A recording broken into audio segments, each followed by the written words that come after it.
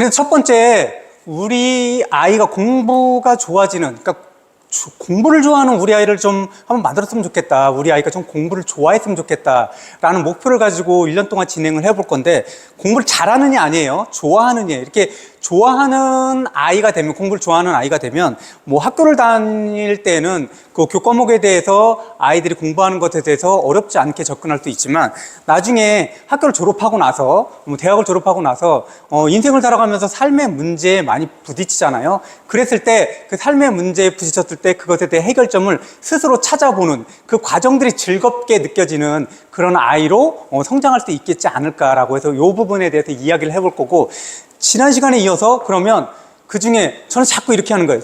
쪼개고 눈에 보이고 반복할 수 있는 그런 행동으로 어떻게 만들어서 제공을 해드리지? 이런 것들이거든요. 그러면 그 부모님들은 그런 행동들을 계속해서 반복하는 거거든요. 결국은 사람이 원하는 것들은 반복된 행동이잖아요. 또 오늘은 어떤 걸 가지고 왔냐면, 그럼 공부의 문턱을 어떻게 낮출 건데, 요 부분, 우리 아이의 공부의 문턱을 어떻게 낮출 건데, 지난번에 지체된 그런 학습에 대한 내용들을 얘기했잖아요. 공부의 문턱을 낮추는 방법하고, 또 하나는 스마트폰이라는 것들이 아이의 시간들을 잡아먹잖아요. 이거 뭐 어른들도 그렇지만 아이의 시간을 잡아먹는데, 지금 아이들이 스마트폰을 하는 이 행동들을 무엇으로 대체해 주지? 라는 그런 구체적인 행동들에 대해서 한번 알아보도록 하겠습니다.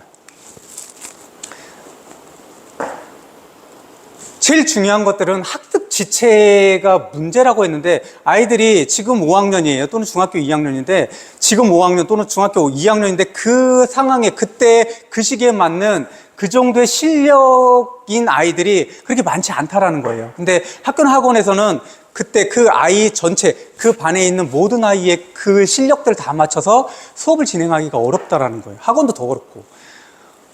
교육청에서 이런 것들을 지원을 해줘요. 이거는 조금은 달라요. 그러니까 일반적인 아이하고 조금 결을 달리하는 건데, 요거는 우리가 얘기했을 때 그런 것들 있죠.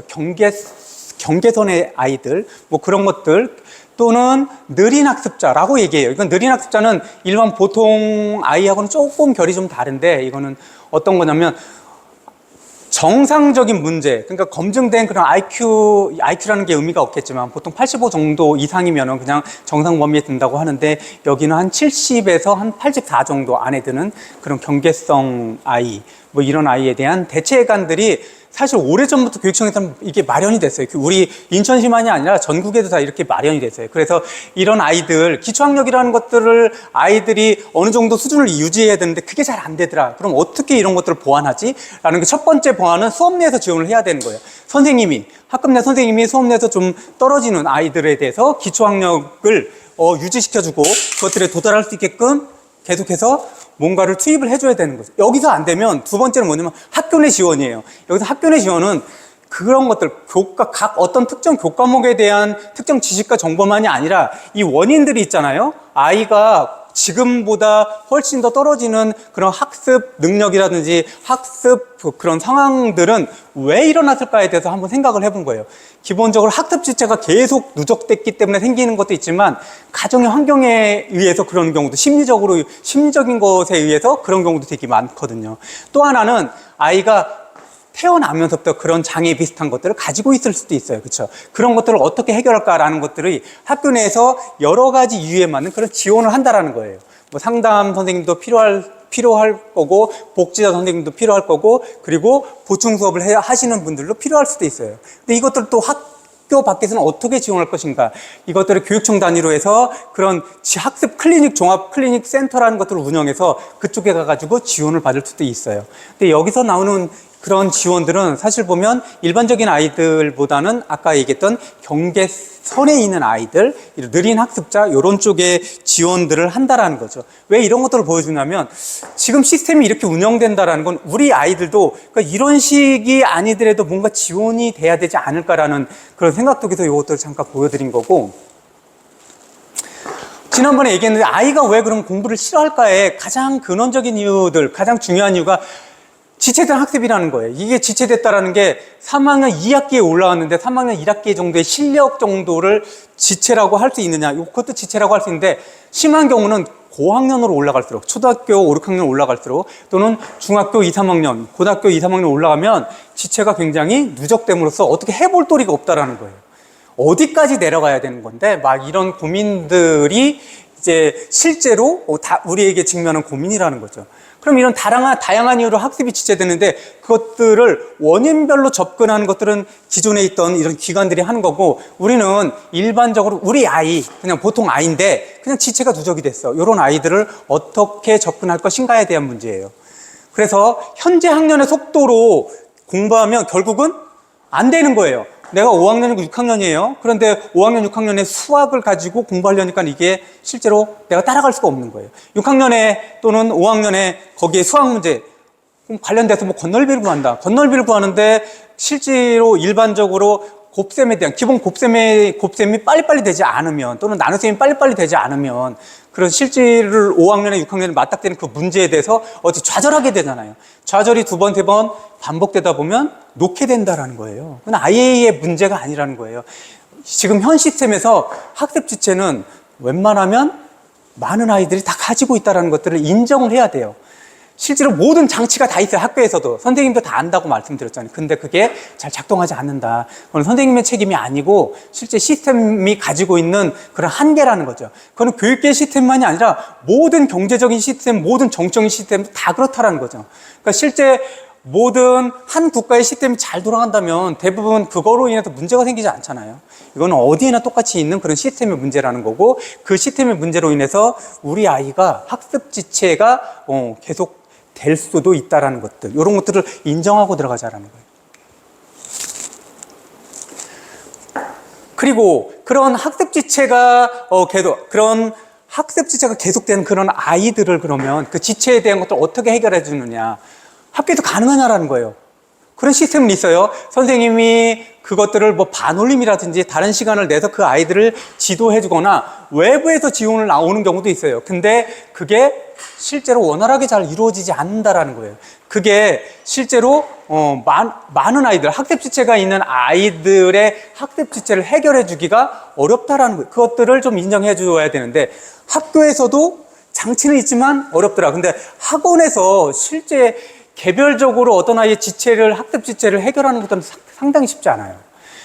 학원에서는 어떤 학원들이 인기가 있냐면, 현 학습을 잘 진행하는 것들도 인기가 있지만, 대개 보면 어떤 것들이 미리 당겨서 수업을 하잖아요. 그렇죠? 2학년이면 3학년 걸 당겨서 수업하고, 2학년 겨울방학이면 3학년 거 미리 하잖아요. 그렇죠? 그런 선행학습들을 위주로 하는 학원들이 되게 많단 말이에요. 학교에서는 선행학습을 하는 것들이 법으로 금지되어 있거든요, 실질적으로. 그렇다면 학교에서는 시스템이 있지만 잘 작동하지 않는 것들을 인정하고, 학원에서는 그런 시스템 자체를 별로 달가워하지 않아요. 중학교 3학년인데 2학년 걸 가르친다? 이런 학원들이 그렇게 많지 않다라는 거예요. 중학교 2학년인데 3학년 걸 가르치는 학원들은 사실 많아요. 그렇죠? 그래서 실제 시스템에서 우리 아이가 학습 지체가 계속 누적됐다라고 하면, 그것들이 학교에서 해결되기를 원하거나 학원에서 해결되기를 원하는 것들은 사실 쉽지 않다. 근데 아이에게 한번 이렇게 생각해 보세요. 아이가 중학교 3학년이에요. 아이가 6학년이에요. 그리고 아이에게 너 지금 지체가 조금 누적이 돼 있으니까 5학년 수업을 들어볼래? 중학교 2학년 수업을 들어볼래? 하면 아이가 하겠어요? 절대 하지 않아요. 아이는 그걸 되게 부끄러워한단 말이에요. 그게 실제 그 방법으로 내려가야지만 그게 해결이 되는데도 불구하고 아이는 하지 않는다라는 거예요. 부모님도 그런 얘기 하지를 못하잖아요. 6학년이에요. 5학년인데 솔직히 5학년, 6학년 중에서도 구구단이 곱셈 구구가 제대로 안 되는 친구들이 있어요. 여기서 말하는 건 곱셈 구구가 안 된다라는 게 뭐 7, 8, 2, 56 이런 것들이 안 된다라는 게 아니라 7, 8, 2, 56이 한 2학년 이렇게 해서 7, 8 그럼 56 이렇게 나오는 것들은 괜찮지만, 만약에 6학년 정도 돼서 7, 8 그래서 7, 1은 7, 7, 2, 14, 7, 3, 21 이렇게 해서 7, 8을 확인하는 아이들은 그것들은 그 다음 과정들을 전혀 접근할 수 없다라는 거잖아요. 근데 그런 아이들이 실제로 있어요. 이거는 수학만의 문제가 아니라 다른 것들도 기타 과목도 동일하다라는 거예요. 그거 인정하자. 우리 아이가 그렇다는 거. 그럼 우리 아이의 수준들을 제대로 파악을 해야 되잖아요. 그런 얘기들을 한번 볼게요. 어떻게 낮출 건데, 교과목을 크게 여러 가지로 나눌 수 있지만 이렇게 보면 될 것 같아요. 국어 또는 다른 기타 과목들, 사회 또는 과학 뭐 이런 과목들, 또는 영어 또는 수학 이렇게 덩어리로 좀 나눠보자라는 거예요. 그러면 우리는 우리가 학교에서 배우는 또는 아이들이 학교에서 배우는 지식과 정보는 어떤 것을 통해서 배우냐면 교과서라는 텍스트북을 통해서 배워요. 대부분 교과서는 무엇으로 이루어졌어요? 대부분 글씨와 글로 이루어졌는데 글씨로 이루어졌다는 거잖아요. 글씨로 이루어져 있는 그 텍스트북을 이해하기 위해서는 그 글씨, 그 교과서에 써져 있는 특정 단어와 특정 문장들에 대한 구조들을 익혀야 되는데 아이들이 시간이 지나면서 그것들을 놓치게 되면 그런 학습 지체가 누적이 되다 보면 5학년에 나와 있는 문장을 딱 읽어보면 거기에 나오는 단어들을 바로바로 해석해내지 못하는 거예요. 거기에 나오는 문장 구조가 해석이 안 된다라는 거잖아요. 그게 문해력이잖아요. 다른 여타 과목, 모든 것들에 대한 과목을 어려워한다. 그 학습이 지체가 됐다라는 것들에 대한 핵심 뭐냐면 문장을 읽어도 이해가 되지 않는다라는 거예요. 한 번 읽어도 이해가 안 되고 3번, 5번 읽어도 이해가 안 된다라는 거예요. 그럼 그 아이가 국어든 수학이든 사회든 문장이 이해가 안 되는데 거기서 이야기하는 지식과 정보를 어떻게 이해가 가능하냐라는 거죠. 그럼 이 아이는 5학년에서 예를 들어서 5학년 국어 교과서를 읽었는데 이해가 안 된다면 지금 되게 많이 쉬워졌어요. 몇 년 전보다 되게 많이 쉬워졌는데도 불구하고 국어에서 제시하고 있는 지문을 가지고 어떤 활동을 해라고 했을 때 어떤 활동을 해라는 것들의 문장을 읽고 뭘 해야 되는지 모르는 아이들이 정말 많아요. 그러면 그 아이들은 어디로 내려가야 되냐? 5학년 국어에서 그렇게 문장 구조나 단어가 이해가 안 되는 아이들은 4학년 교과서, 5학년, 3학년 교과서, 2학년 교과서 내려가야 돼요. 그럼 부모님들은 어떻게 접근해야 되냐면 우리 아이가 5학년 걸 제대로 못 따라가요. 국어든 수학, 사회든 뭐 이런 것들, 문장으로 되어 있는 것들을 못 따라가면 그 밑에 학년 것들을 한번 구입을 해줘 봐요. 교과서 다 살 수 있잖아요. 싸게 살 수 있어요. 그게 우리 학교에서 뭐 국정이 아니더라도 우리 학교에서 사용하지 않는 교과서에도 사용관이 없어요. 그건 전혀 상관이 없어요. 그러면 그런 것들을 좀 구입을 해서 읽혀보는 거예요. 어디에서 막히는지. 이거 상당히 중요하거든요. 5학년 국어에서 막히는 우리 아이가 4학년, 3학년 이렇게 한 번씩 구에다가 한번 읽혀보세요. 이거 한번 보자. 그래서 문제를 풀어보게 하는 거죠. 교과서를, 문제집 말고요. 교과서를 한번 읽고 교과서 보면 활동에 관계되는 그런 문제들이 반드시 있거든요. 어떤 교과목이든 다 그래요. 어떤 교과목이든. 전 교과목 다. 뭐뭐를 해보자 이런 게 있어요. 근데 뭐뭐를 해보자를 가지고 이 아이가 못한다, 수행을 못한다 그러면 그 학년에 대해서 그 학년에 필요한 문장과 단어를 정확하게 이해 못한다라는 거예요. 그럼 한 학년씩 내려가. 그럼 한 학년씩 내려갔는데 5학년 아이예요. 근데 3학년까지 내려가다 보니까 거기서 대부분의 문제들을 해결하더라. 교과서예요. 문제집이 아니라. 거기서 한 80% 이상이다. 그러면 3학년 거는 빨리 해결해서 3학년부터 시작하면 돼요. 3학년, 4학년, 현학년. 이렇게 올라가시면 될 것 같아요. 교과서로 접근하라는 거예요.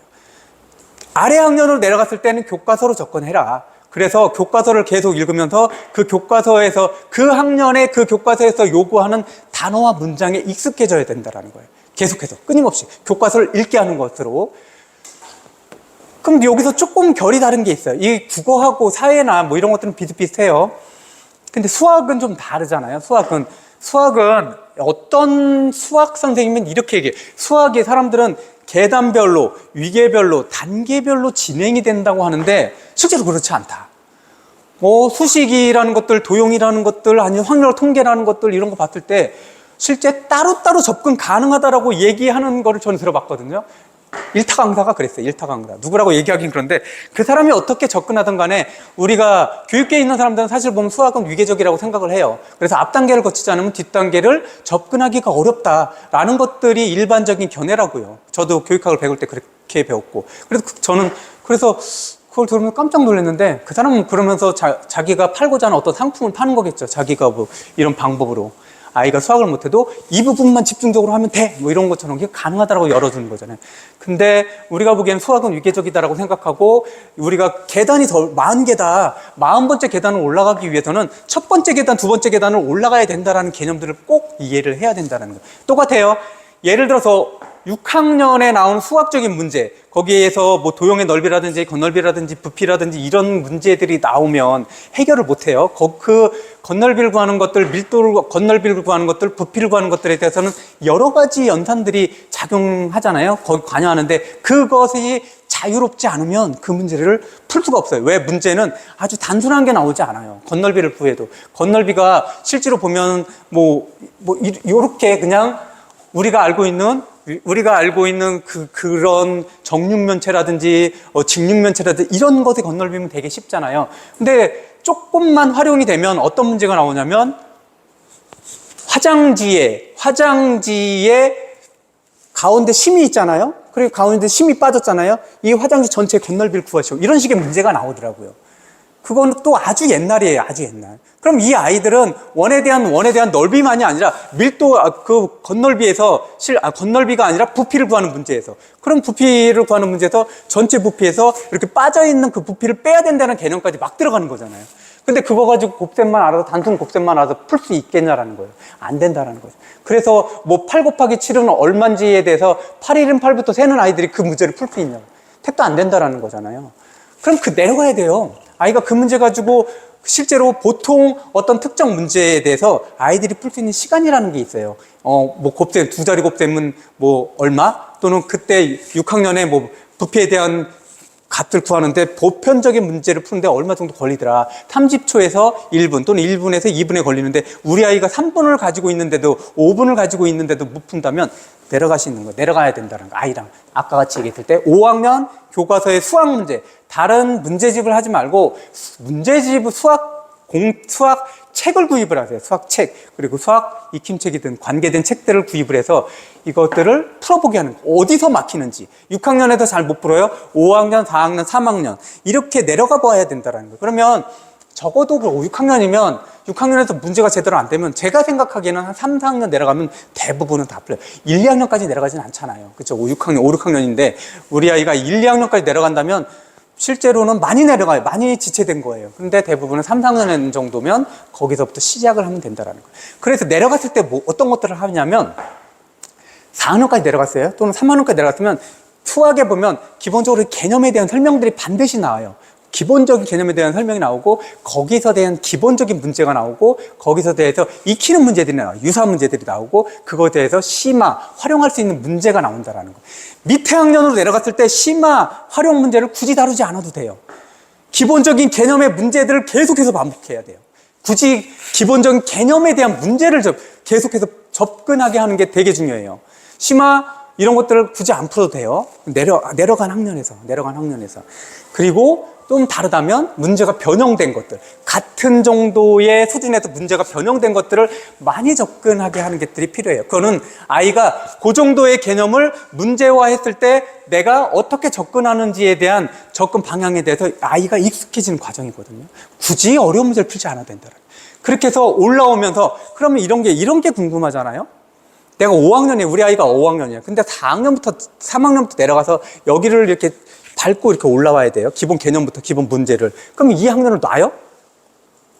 그 5학년의 문제를 그러니까 우리 아이가 접근하지 못하니까 이거 놔요? 그리고 3학년, 4학년 이게 다 뚫고 올라올 때까지 5학년을 놓게 되나요? 그럼 6학년이 될 수도 있는데요. 안 된다라는 거죠. 어떻게 하냐면 3학년, 4학년의 문제도 쉬운 개념적인 문제와 유사 문제를 풀게 하고 올라오겠죠. 이렇게 올라온단 말이에요. 속도가 좀 내야겠죠. 지금 5학년에 우리 아이가 있는 그 당시 그 문제들은 여기도 심화 문제라든지 활용 문제라든지 이거는 건들지 않게 하세요. 그리고 여기 수학 문제에 대한 다른 문제집들 가지고 굳이 할 필요가 없어요. 수학에 대한 기본적인 개념에 대한 유사 문제 요것들 똑같이 3, 4학년 올라오는 그 문제의 범주에서 벗어나지 않는 거 욕심내지 않아도 돼요. 그래서 요것만 맞춰놓으면 돼요. 이렇게. 그 다음에 맞았다 싶으면 그때부터 확장을 해주시면 돼요. 다시 한번요. 3, 4학년도 심화, 보충, 심화 문제 이런 것들 활용 문제에 욕심내지 않으셨대요. 기본적인 개념과 관계되는 유사 문제만 반복해서 푸는 거예요. 한 번 풀었는데 풀었어요. 그걸로 끝나면 안 돼요.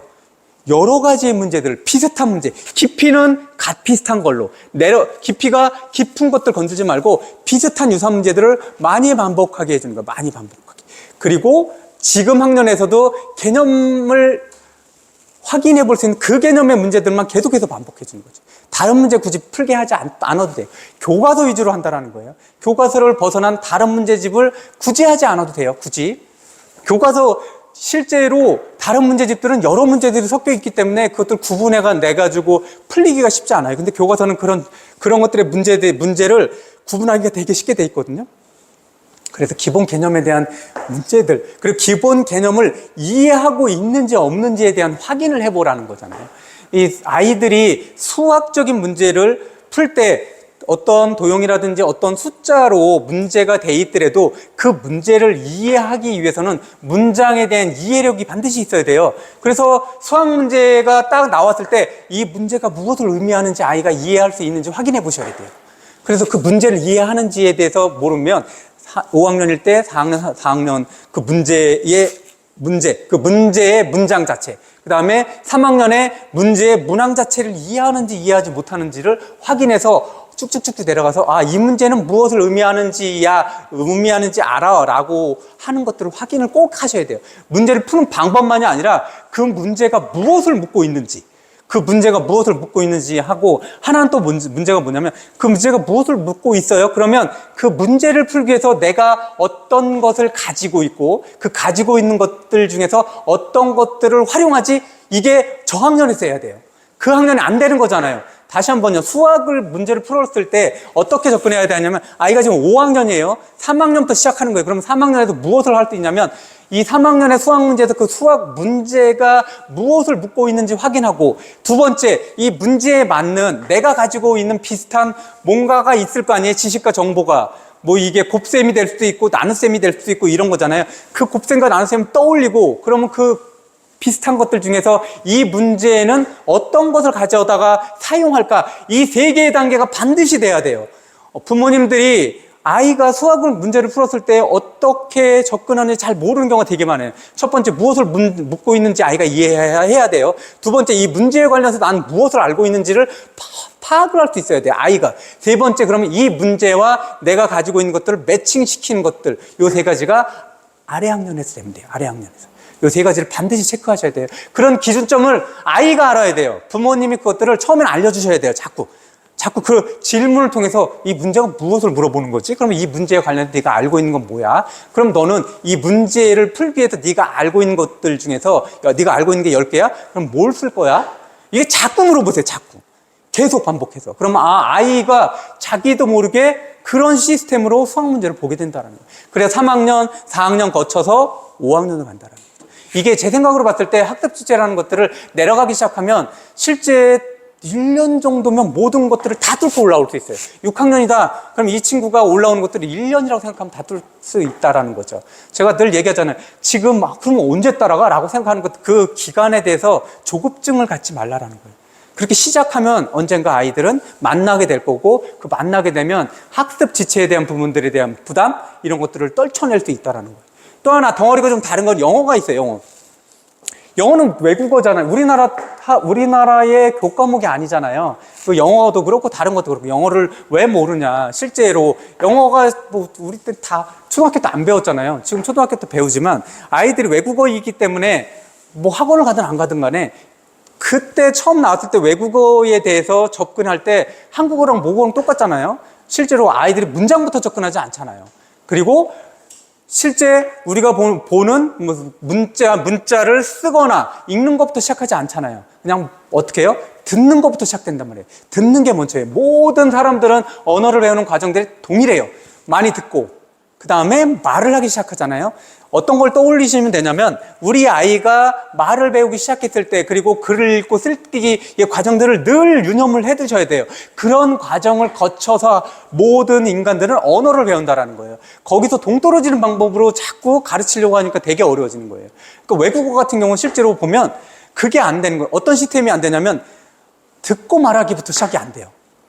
그죠? 듣고 말하기부터. 그래서 영어 유치원 보내고 그러잖아요. 되게 많은 비용을 들이고 듣고 말하기인데, 일반적인 가정에서 듣는 것을 훈련시키기가 되게 어렵잖아요. 어떤 특정 학원에서 듣고 말하기, 원어민이 있는 학원이든 또는 영어를 굉장히 잘하는 선생님이 있는 학원이든 그렇게 해서 듣는 것에 많이 노출돼야 되는데 그게 안 되는 거거든요.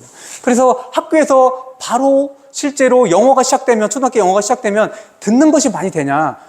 아이가 우리나라 말을 처음으로 했을 때 그때까지 듣는 양들이 어마어마하잖아요. 아이가 전혀 이야기하지 못해 귀만 이렇게 터져 있을 때 부모님들이 계속 얘기하잖아요. 어머님들이 맘마부터 해서 한 단어부터, 문장도 얘기하지만 아주 쉬운 단어부터 계속 반복해서 하는데 이 과정이 없어요. 예.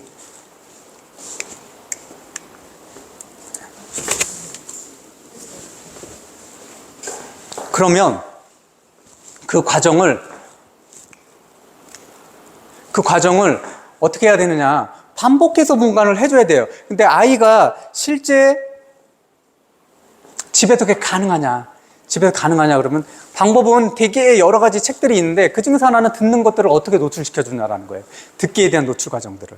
근데 그거는 방법이 따로 없잖아요. 부모님들이 영어를 굉장히 잘하신다면 그렇게 해가지고 뭐 영어로 얘기하는 것들도 가능하죠. 그게 안 된다면 아이들이 제일 좋아하는 애니메이션으로 접근하는 수밖에 없어요. 아이들이 제일 좋아하는 그 아이들이 좋아하는 그런 영화라든지 영어로 돼 있는 영화라든지 뭐 이런 것들 별로 대사가 어렵지 않은 것들을 계속해서 반복해서 들려주는 것들이 실질적으로 많은 도움은 돼요. 근데 아이가 좋아하는 거예요. 그게 공부로서 접근하면 안 된다라는 거죠. 그 컨텐츠 자체가 되게 재미있는 무언가여야 된다라는 거죠. 그런 것들이 병행돼야 되는데 그럼 학교 공부에서는 어떻게 해야 되나? 우리 아이가 5학년 영어예요. 근데 5학년 영어들 보면 나오는 단어들 대부분 그 학년에서 꼭 알아야 되는 단어와 그 학년에서 꼭 알아야 되는 문장이라는 것들이 다들 기준으로 정해져 있단 말이에요. 근데 5학년이면 5학년 단어가 있고 5학년 문장들이 있어요. 근데 그것들이 안 되는 친구들은 아까 똑같은 방법으로 내려가야 돼요. 교과서로 내려가야 돼요. 그래서 5학년이 안 된다. 그럼 3학년까지 내려가가지고 다시 거기서 되는지 안 되는지 검토를 해봐야 돼요.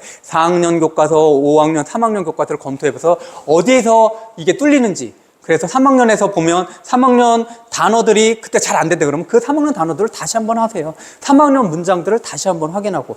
그리고 실제 지금 초등학교 교과서들은 대부분 어떤 자료들도 다 있냐면 듣기, 말하기 자료들도 다 있단 말이에요. 그런 것들을 계속해서 끊임없이 들려주고 이야기할 수 있게끔 해주는 거예요. 그 시간들을 갖도록 3학년, 4학년부터 시작해서 그렇게 영어들도 내려가 줘야 된다. 그리고 이 영어는 다른 교과목과 다르게 듣는 것들을 아이가 실제 듣는 것들이 안 된 상태로 외국어를 접근하게 되잖아요. 듣는 시간들을 되게 많이 열어주셔야 된다는 거예요. 특정하게. 처음에는 아이가 제일 좋아하는 컨텐츠, 영어 컨텐츠를 자꾸 들려줘야 된다는 거죠. 공부가 아닌 것처럼 그냥 재미로 접근할 수 있는 것들을 많이 들려주는 것들이 되게 영어 공부에는 도움이 되더라. 이렇게 한번 해볼 수 있어요. 그래서 이것도 지금 되게 좋은 게 이런 것들 있죠. 챗GPT 해보셨죠? 저도 지난번에 한번 얘기를 했던 것 같은데 여기 학교 걸어오는데 어떤 친구 여자아이가 중학교 2, 3학년 돼 보여요. 근데 막 뭔가 얘기를 해요. 그래 통화하나 보다. 이렇게 헤드폰 비슷한 거를 끼고 통화하고 하나 보다. 그랬더니 그 친구가 영어로 얘기하고 이렇게 지나가는 거예요. 그 챗GPT랑 대화하고 있었던 거죠. 그러면 학교를 걸어가는데 한 20분, 30분은 매일 그렇게 한다는 거예요. 제가 듣기에는 아주 유창하게 영어를 하고 있어요. 그 아이가. 그럼 그게 아이는 익숙해진 거잖아요. 저도 그거를 지금 한 3개월 전부터 일어나서 한 10분에서 20분을 하거든요. 챗GPT에서 나오는 그 음성이, 영어로 나오는 그 음성들이 실제로는 사람 같아요. 사람이 아니잖아요. 그럼 되게 창피해요. 그냥 기계잖아요. 처음에 창피해서 말하는 것 자체도 되게 너무 창피하고 어색하고 그런 거예요. 근데 이게 한 달 지나고 2달 지나니까 아무렇지도 않아요. 아무렇지도. 그렇다고 문장을 막 잘하는 게 아니잖아요. 근데 그것에 익숙해지는 거죠. 그러니까 아이에게 만약에 그런 것들을 던져주고 이렇게 사용하는 거야 라고 했을 때 설정이 되잖아요. 그런 거지. 나는 뭐 초등학교 3학년이야. 너도 초등학교 3학년의 친구야. 너도 3학년이야. 앞으로 여기는 지금 학교야. 학교에서 학교에서 일어날 수 있는 것들을 영어로 얘기하자. 근데 내가 영어로 얘기하는 게 막히면 한글로 할 거야. 그러면 영어로 알려줘. 또는 내가 영어로 얘기했을 때 틀려? 그러면 네가 영어로 알려줘. 나는 3학년이야. 그럼 너도 3학년인 거야. 그럼 그럴 때부터 대화는 3학년 수준으로 진행이 돼요. 그리고 그 각 상황들을 얘기해주면 그 상황에 맞게끔 얘기를 해줘요. 지금 저는 계속 늘 얘기하는 게 아침에 영어 문장들 따라하는 거 그때 그죠. 똑같은 따라하는 문장들을 검토해달라고 그래요. 그래서 그 영어를 얘기하고 그리고 이 문장들이 대부분 보면 우리가 알고 있는 영어의 발음과 실제로 드라마에서 나오는 영어의 발음은 많이 다른 게 있잖아요. 그 다른 것들에 대해 설명을 해주고 설명을 해달라고 물어보고 그리고 3번 정도 반복해줘. 뭐 이렇게 얘기를 하고 마지막에 늘 똑같이 하는 것들이 있어요. 그중에 부천 날씨는 어떻게 돼? 오늘 부천 날씨는 어떻게 돼? 그럼 내가 우산을 가져가야 되는 거야? 또 거기다가 부천에 오늘 습도는 어떻게 돼? 그러면 뭐 이런 것들 늘 반복해서 물어보는 게 있어요. 그러면 또 하나는 이렇게 확장이 되는 게 뭐냐면 나는 손님이고 너는 웨이터나 또는 웨이트리스야. 그러면 내가 식당에 들어갔어? 그럼 지금부터 내가 주문할 거야. 지금 롤플레이 한다고 생각하고. 그러면 시작하면 식당에 가서 주문을 하고 거기서 이제 받는 이런 식의 대화들이 진행이 돼요. 처음엔 생각도 안 했어요. 그런 거. 왜? 창피했기 때문에. 창피하고 이게 익숙하지 않으니까 낯서니까. 근데 이게 하다 보니까 조금씩 뭔가를 자꾸 시도하는 거예요. 그리고 지금 내가 얘기한 게 맞아 틀려? 그러면 더를 쓰는 거야? 안 쓰는 거야? 또는 어를 쓰는 거야? 안 쓰는 거야? 이런 걸 물어보면 막 얘기를 해줘요. 들려요? 안 들려요? 맨 처음에 안 들린다고요. 근데 그 똑같은 말이 계속 반복되면 익숙해진다는 거죠. 아이에게 그런 애니메이션을 접근하는 것도 괜찮겠지만, 만약에 아이가 챗GPT를 조금 사용한다면 그 아이의 수준에 맞는 그런 영어 대상자를 구해주는 거랑 똑같아요. 학원에서는 그래서 실제로 예전에 전화로 영어 하는 학원들은 없어요, 이제. 이건 될 수가 없어요. 그 컨텐츠를 누가 사겠어요, 이제. 이거는 내가 막 설정할 수가 있는데 언제든지. 그리고 100번을 반복해줘 그래도 화를 하나도 안 내요. 진짜로. 그리고 되게 다르잖아요. 그래서 제가 똑같은 것들을 계속 반복하다 보니까 발음이 조금씩 좋아지잖아요. 그랬더니 이제 언젠가부터는 저한테 영어로 얘기할 때 진짜 원어민처럼 막 발음을 흘려요. 그래서 나는 초보자다. 쉽게 다시 설명해달라. 그랬더니 그것들 다시 쉽게 설명을 해요. 거기에 내가 좀 발전하는 거에 맞춰서 이 속도라든지 발음이라는 것들을 다르게 해주더라고요. 저 깜짝 놀라고 다른 사람인 줄 알았어요. 그래서 다른 사람의 목소리 톤이라서 내가 적응이 안 된다. 그랬더니 이것들을 바꿔주거나 또는 이렇게 느리게 해주더라고요. 그런 방법들도 있다라는 것들. 이렇게 공부의 문턱을 낮출 수 있는 것. 부모님이 그 방법들을 쓰셔야 돼요. 그러면 뭐가 돼야 되냐면, 창피하게 내가 5학년인데 3학년 공부 창피하다 안 해라는 그 마음들을 아이가 그게 창피하지 않다라는 것들을 알려주셔야 돼요. 왜냐하면 그거는 어떻게 보여주실 수 있냐면 부모님도 뭐를 배우는데 안 돼서 나는 이거부터 다시 시작해 뭐 이런 것들. 저도 뭐 그림 배울 때 그림이 하나도 안 되잖아요. 안 되니까 저도 맨 처음 데스행도 하나도 안 되니까는 그 명암 그거 단계별로 나오는 그거부터 이렇게 했다라는 거. 부모님 경험에서 그런 것들이 되게 많잖아요. 다 그렇게 한다 배우는 것들이. 그건 창피한 게 아니다 라는 부분들을 자꾸 얘기해 줘야 돼. 익숙하게 자꾸. 그럼 또 하나, 그렇게 해서 문턱을 낮출 수 있어요. 문턱을 반드시 낮추고, 지금 속도는 느리게, 그 다음에 그 내려간 것들을 조금 더 빨리 올리기 위해서는 기본적 개념에 집중해서 접근한다라는 것들. 한 1년이면 충분히 가능하다라는 거죠. 중학생들도 그렇고, 고등학생들도 그렇고, 실제로 그것들이 시간이 더 걸릴지 모르지만, 이 방법만 안다면, 아이가 그 방법만 안다면, 그 아이는 빠른 속도로 접근할 수 있어요. 방법만 알고. 방법을 알고 또 하나는 뭐냐면 그게 창피한 게 아니다라는 것들. 그런 개념들. 어른도 다 처음부터 뭔가를 여태까지 배우지 않은 거면 처음부터 아이가 배웠던 그 수준으로 내가 다시 올라가더라. 영어도 그렇게 배운다라는 것들을 얘기를 자꾸 해주셔야 돼요. 또 하나 제가 늘 얘기하는 건 아이들이 공부하는 게 어렵잖아요. 공부하는 것 자체가 어려워요. 배운다는 것 자체가 어려운데 이거는 인간의 본능과도 맞지 않고 그 중에 또 더 어렵게 만드는 게 스마트폰에 빠진다라는 거잖아요. 스마트폰을 열어보면 아이들이 되게 좋아하는 동영상을 본다든지 아이들이 좋아하는 게임을 할 수 있다라는 컴퓨터니까 이런 것들 때문에 아이들이 실제로 여기에 빠져 있기 때문에 다른 것들을 못한다. 그 스마트폰은 중독성이 엄청나게 강하잖아요. 아이들만의 문제가 아니라 어른들도 그렇더라. 또 하나의 문제는 미국이나 유럽 이런 데 봤을 때는 아이들이 평균적으로 스마트폰을 가지게 되는 나이가 13살, 14살이에요. 15살. 되게 중학생 정도의 나이인데 우리나라는 아시죠? 초등학교 1, 2학년, 2학년 정도 되면 거의 다 있어요. 거의 다. 두 가지 이유잖아요. 첫 번째는 친구들이 다 가지고 있기 때문에 나만 없다. 그리고 또 부모님들은 어떠한 명분으로 아이가 사달라는 것에 그것들을 인정해 주냐? 요새 세상이 너무 험악하지 않나? 그래서 아이가 어디 있는지 확인해야 된다. 뭐 이 두 가지 이유 때문에 스마트폰을 어떻게 사주게 되는 거예요. 다른 나라들보다 6년 정도 빠르게. 사실 보면 스마트폰은 제 생각에는 저도 사줬지만 스마트폰은 어떠한 논리로라도 안 사주는 게 최고로 좋은 것 같아요. 만약에 대학생이 될 때까지 안 사주는 건 되게 어렵겠지만 늦게 사주면 늦게 사줄수록 그 아이가 공부를 좋아하게끔 되는 데는 훨씬 더 유리한 상황이라는 거죠. 우리 아이가 공부를 좋아하게 될 수 있는 그 상황은 스마트폰이 없는 상황이 훨씬 더 유리하다는 거예요. 그러면 스마트폰을 처음 안 사주는 것들로 아이하고 그런 것들 가지고 협의하는 게 스마트폰을 사주고 야 스마트폰은 시간을 좀 줄여야 돼 게임을 덜 해야 돼 이렇게 싸우는 것보다 훨씬 더 에너지가 덜 든다라는 것들 해보시니까 진짜 맛이잖아요. 한 번 사주면 되게 어렵잖아요. 그리고 빠르게 벗어나라는 의지와 노력이 필요해요. 스마트폰 지금 우리 아이가 하루에 2시간, 3시간 또는 심하게는 한 5시간 이상 사용한다 그러면 이것들을 지금 인지했으면 내년부터 한번 얘기해 볼까? 또는 후년부터 얘기해 볼까? 이렇게 하지 마시라는 거예요. 지금 여기서 시작하셨잖아요. 지금부터 시작하시라는 거예요. 지금부터 우리 아이가 스마트폰을 놓는 그런 미래를 설정하고 진행을 하셔야 돼요. 구체적인 행동이 반복이 돼야 된다는 거죠. 그게 우리 프로젝트에 있는 것들이고, 그럼 어떻게 해야 되냐? 모든 행동 수정이 그렇지만 나쁜 행동은 좋은 행동으로 바꿔야 돼요.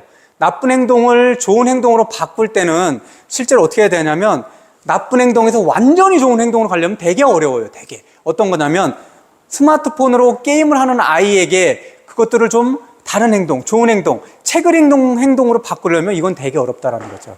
그러면 나쁜 행동에서 좀 덜 나쁜, 저항이 좀 덜한 것으로 단계를 밟으라는 거죠. 그래서 보면 스마트폰을 멀리하는 환경 바꾸려고 하면 2번째 단계 또는 3번째 단계, 바로 그것들의 차이가 별로 없는 그 행동들을 잡아나가자라는 거예요. 집에서 이거는 환경 조성이, 이거는 집에서 스마트폰을 하지 않은 환경을 만드셔야 돼요. 집에 딱 갔더니 아이가 와 있는데 아버지가 그렇고 어머니가 그렇고 집에서 스마트폰을 거의 다 한다. TV를 집에서 계속 본다라고 하면 이건 아이에게 스마트폰을 하지 못하게 하는 것은 불가능해요. 그건 어려운 거예요. 어쨌든 우리가 아이를 위해서, 또 아이만이 아니라 그런 과정에서 가정이라는 것들이 행복하는데 전체적인 이런 활동들이 힘을 더하는 거잖아요. 그러면 당연히 가정에서도 스마트폰을 줄여야 돼요. 그리고 당연히 가정에서도 TV를 보는 걸 줄여야 돼요. 보통 TV를 1시간 본다 그러면 30분을 줄이고 2시간 본다 그러면 1시간으로 줄이고, 이렇게 줄여나가는 것들이 아이가 알게 돼야 돼요. 우리 집은 TV를 점점 줄여나가네. 또는 우리 집은 엄마나 아빠나 핸드폰을 집에서 가급적 안 보려고 하네. 이런 것들은 시각적으로 좋은 방법은 이런 게 있겠죠. 부모님이 집에서 왔을 때 스마트폰을 어디다가 집어넣는, 서랍이라든지 이런 것들, 아이가 보는 데서, 그리고 서랍에다라든지 아니면 눈에 보이는 어떤 곳에다 넣는 것들을 아이가 끊임없이 반복적으로 확인하게 되면 우리 집에 엄마 아빠는 집에 오면은 가급적 스마트폰을 어디에다 두고 잘 안 꺼내시는구나 라거나, 또는 특정한 시간, 몇 시부터 몇 시는 일이나 다른 것들 때문에 스마트폰을 봐야 되면 특정한 시간 8시부터 9시까지는 사용하는데 그때 이후에는 어디 특정한 장소에 놓으시는구나 라는 것들을 알려주지 말고, 아이에게 시키지 말고 그것들을 자꾸 보게끔 해주셔야 돼요. 아이에게 자꾸 보여주고, 그럼 그 행동들이, 아이가 보는 것들이 익숙해지잖아요. 그럼 그 아이가 나중에 따라할 수 있다는 거죠. 아이를 시키지 말고, 아이에게 원하는 그 행동을 시키지 말고, 부모님이 계속 원하는 게 있잖아요. 원하는 게 있으면 그 행동들을 실제로 해보라는 거죠. 그럼 아이는 그 행동들에 노출되게 된다는 거예요. 부모님의 그 행동들에 노출되어 있는 것들.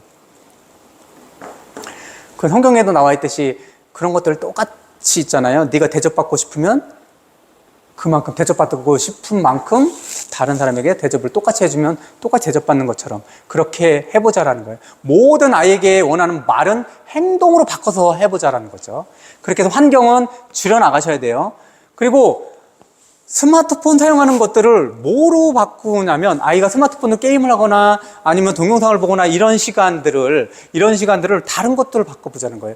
그러면 보드게임은 아이가 싫어하는 행동은 아니잖아요. 근데 책을 읽는 거는 아이가 싫어하는 행동이란 말이에요. 공부를 하는 거 아이가 싫어하는 행동이란 말이에요. 그럼 스마트폰을 사용하는 시간을 줄여서 우리 공부할까? 안 된다라는 거예요. 스마트폰을 사용하는 시간을 줄여가지고 그거 가지고 우리 책을 읽을까? 이게 어렵다라는 거예요. 어떤 나쁜 행동들을 줄여나가려면 그거보다 정말 좋은 거로 바로 바꾸게 되면 아이가 옮겨가기 어렵다라는 거예요. 이거는 계단을 10개, 20개씩 뛰어 올라가는 거란 말이에요.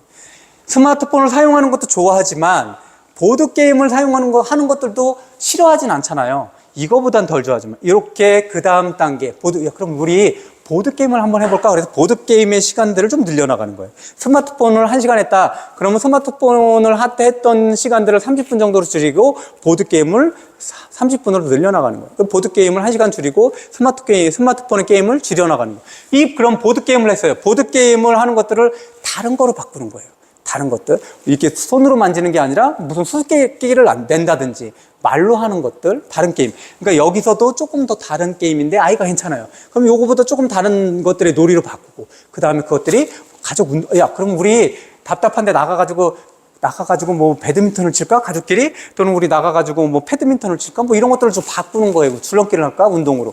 그렇게 쭈쭈쭈 내려와서 나중에는 가족 독서로 또 이루어지고, 그 여기서 뭐 하던 것이든 아니면은 집안에서 아이들도 관심이 있을 만한 어떠한 문제라든지 관심사에 대해서 관련된 책을 보니까 이런 내용들이 있더라. 네가 저번에 말했던 거잖아. 여기 책에 보니까 이렇게 돼 있던데 요거 가지고 네가 그때 얘기했던 것들을 좀 적용해보면 괜찮을 수도 있어 라는 것들을, 그 관련성들을 자꾸 책에서부터 가지고 오는 것들을 얘기해 보자라는 거예요. 그래서 이렇게 보드게임에서 가족운동으로, 가족운동에서 가족독서로 이렇게 연장이 된다라, 이렇게 틀들을 좀 바꿔나가는 그런 연습들이 필요하겠다라는 거죠.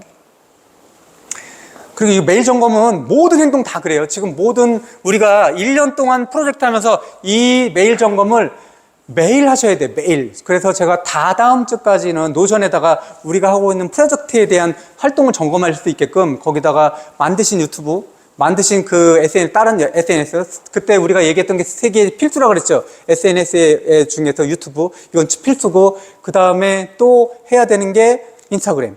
그리고 나머지는 이제 네이버 블로그든 아니면 스레드든 그건 선택을 하시면 되는데, 2가지는 반드시 하셔요. 유튜브하고 인스타그램. 이 2가지는 계정이 되어 있으셔야 돼요. 그래서 서로 그 유튜브하고 인스타그램의 계정들을 우리가 눌러서 확인해 볼 수 있다는 거예요. 노션을 통해 가지고. 그리고 행동점검표들이 제가 그 틀들을 드렸잖아요. 그 단톡방에.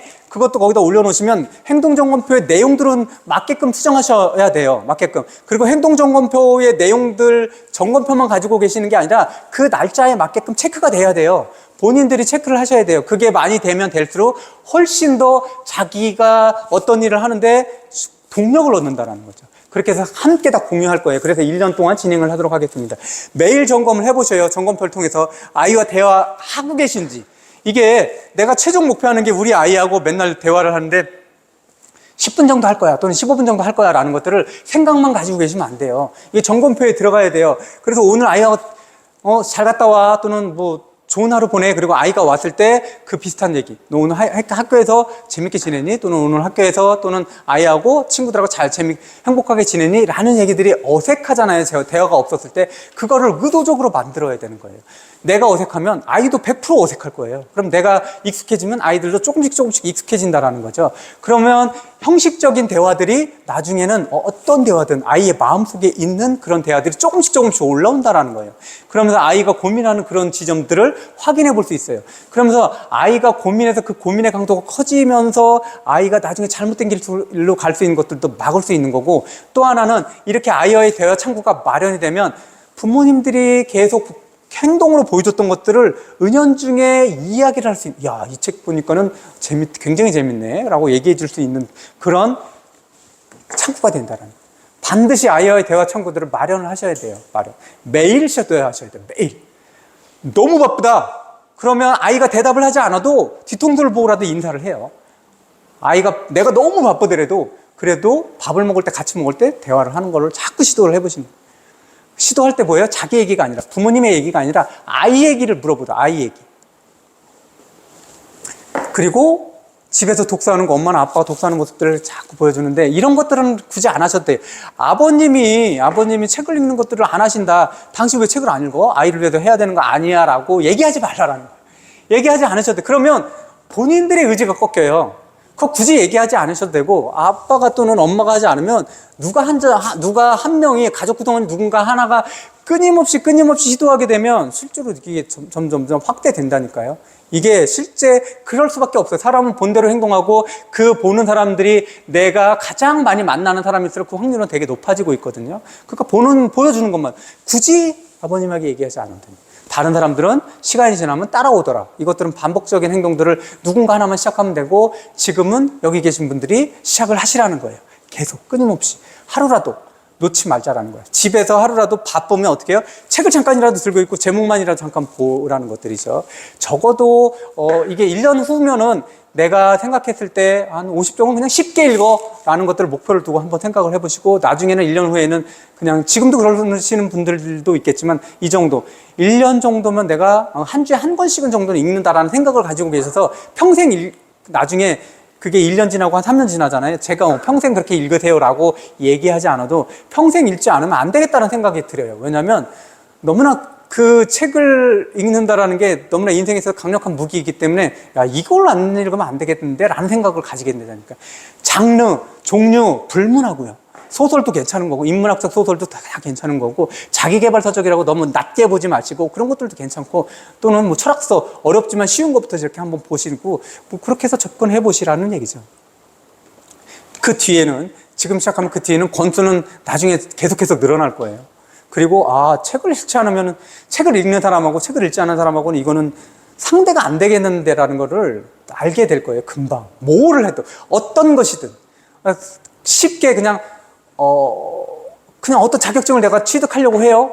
나는 하나도 몰라요, 그쪽에 대해서. 그럼 그 자격증 취득하는 것에 대해서도 나도 이 땅에서 다른 친구하고 경쟁을 하게 되면 경쟁은 안 돼요. 그거를 처음 시작하는 공부라고 하더라도.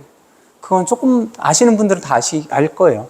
일주일에 일에 도서관 방문하는 것들, 이게 안 되면 책 대출하는 것들이 아이가 나중에 알아지잖아요. 이런 것도. 우리 집은 대부분 어떤 문제가 있는데 책으로 해결하려고 하네. 그것들에 대한 문제들을 소설을 읽든 이래는 상관이 없지만, 이런 얘기들이 은연중에 아이하고의 대화 창구에서 엄마가 이런 고민들이 있는데 그 고민에 대해서 어떤 책을 찾아봐야 되나, 이런 혼잣말이라도 대화 시간에 그런 것들을 얘기해서 빌려왔어요. 그러면 이 책은 엄마가 어떤 고민을 했는데 그것들에 대한 해결책들이 있는 것 같아 라는 얘기들 자꾸 흘려서 책으로 문제를 해결하는구나 라는 것들을 알게끔 해줘야 돼요. 일론 머스크 아저씨가 늘 그랬죠.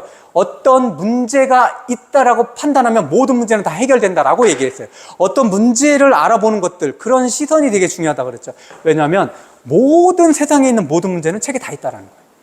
그러니까 문제를 보는 그런 시선이 되게 중요하다라고 얘기를 해요. 그리고 TV 시청, 스마트폰을 이렇게 줄여나가는 것들. 질문 있으실까요? 영상이 도움이 되셨다면 좋아요, 구독 부탁드리겠습니다. 행복한 가정의 날개달기 연수는 건강, 관계, 돈에 관하여 공부를 하고 있습니다. 함께 공부하고 싶으신 학부모님들은 아래 고정 댓글을 확인해 주십시오.